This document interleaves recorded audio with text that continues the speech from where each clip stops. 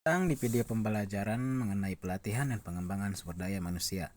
Pada video ini, kita akan membahas bagaimana organisasi memastikan bahwa setiap karyawan memiliki kemampuan yang sesuai dengan kebutuhan pekerjaan yang terus berubah. Pelatihan dan pengembangan bukan hanya aktivitas rutin, tetapi merupakan strategi penting agar perusahaan mampu beradaptasi dan tetap kompetitif. Nah, melalui penjelasan yang sistematis, semoga penjelasan dalam video ini dapat memberikan pemahaman yang lebih jelas mengenai peran strategis pengembangan sumber daya manusia bagi keberlanjutan organisasi ataupun perusahaan. Baik, sebelum masuk ke penjelasan, sebelumnya perkenalkan, nama saya Doni Ramadhani. Saya berasal dari kelas RA11 semester 5 Prodi Manajemen Fakultas Ekonomi dan Bisnis di Universitas Primagraha. Nah, langsung saja. Pada kesempatan ini saya akan memaparkan materi mengenai pelatihan dan pengembangan sumber daya manusia. Nah, pembahasan ini penting karena dinamika dunia kerja saat ini menuntut organisasi untuk terus meningkatkan kompetensi karyawannya.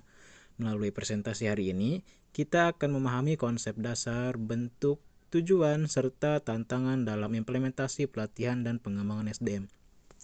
Langsung saja ke penjelasannya.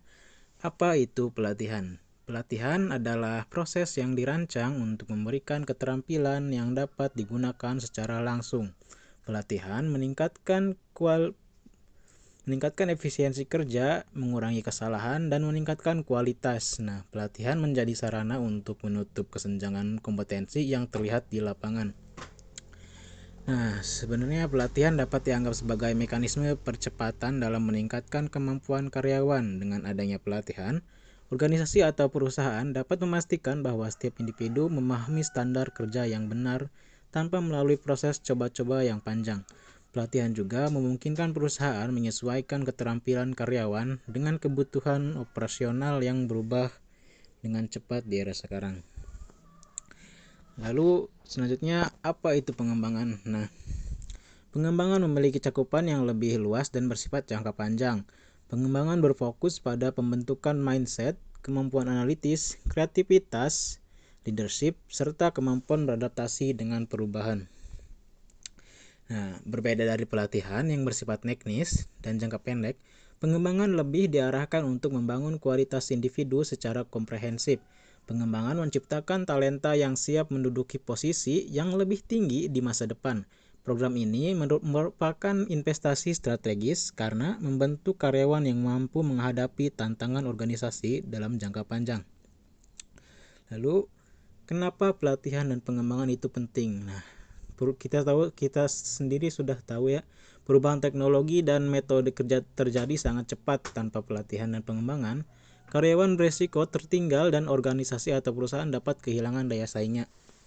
Nah, kecepatan perubahan dunia kerja menuntut perusahaan atau organisasi untuk selalu memperbarui kemampuan SDM-nya. Pelatihan dan pengembangan bukan sekedar kegiatan rutin, tapi merupakan strategi adaptasi agar organisasi tetap relevan. Nah, melalui program ini, perusahaan dapat mengantisipasi perubahan sekaligus menumbuhkan budaya kerja yang responsif. Lalu, tujuan program pelatihan. Sebenarnya tujuan program pelatihan itu simpelnya ada beberapa, yaitu pertama meningkatkan performa, lalu mengurangi human error atau kesalahan yang sering terjadi oleh manusia, lalu menyesuaikan skill dengan teknologi, mengisi posisi strategis dari internal, dan mendukung pengembangan karir. Nah, secara umum, tujuan utama program ini adalah meningkatkan kualitas kinerja dan memperkuat kapasitas SDM. Namun secara lebih spesifik, program ini mendukung efisiensi operasional, pembangunan jalur karir yang jelas, serta meminimalkan ketergantungan organisasi terhadap rekrutmen eksternal. Dengan demikian, perusahaan dapat menciptakan sumber daya manusia yang kompeten dan berdaya saing tinggi. Lalu di sini ada bentuk-bentuk pelatihan yang relevan untuk era sekarang. Yang pertama ada on the job training atau belajar langsung sambil kerja real, cepat dan praktis. Lalu ada yang kedua ada workshop berbasis praktik. Jadi peserta langsung bereksperimen, bukan cuma mendengarkan materi saja. Lalu ketiga ada blended learning, jadi campuran online dan offline, lebih fleksibel buat semua jadwal. Jadi pelatihan dan pengembangan itu bisa dicampur, baik bisa di online dan offline. Nah, keempat ada digital learning atau e-learning. Jadi memberikan modul singkat atau video interaktif microlearning cocok untuk generasi yang belajar cepat. Yang kelima, coaching dan mentoring. Nah, pendampingan langsung dari senior atau ahli membantu banget buat pengembangan soft skill dan mentalitas para karyawan atau anggota. Nah, model-model ini membuat pelatihan lebih hidup dan tidak membosankan dan hasilnya lebih menempel atau berkesan. Nah, beragam bentuk pelatihan itu digunakan agar organisasi dapat menyesuaikan metode dengan kebutuhan peserta. Nah, on the job training efektif untuk bekerja teknis, workshop memberikan ruang praktik dan interaksi. Nah, blended learning memberikan fleksibilitas waktu, e-learning memudahkan pembelajaran mandiri, sementara coaching dan mentoring merupakan pendekatan yang sangat baik untuk membangun soft skill serta kesiapan mental dalam bekerja.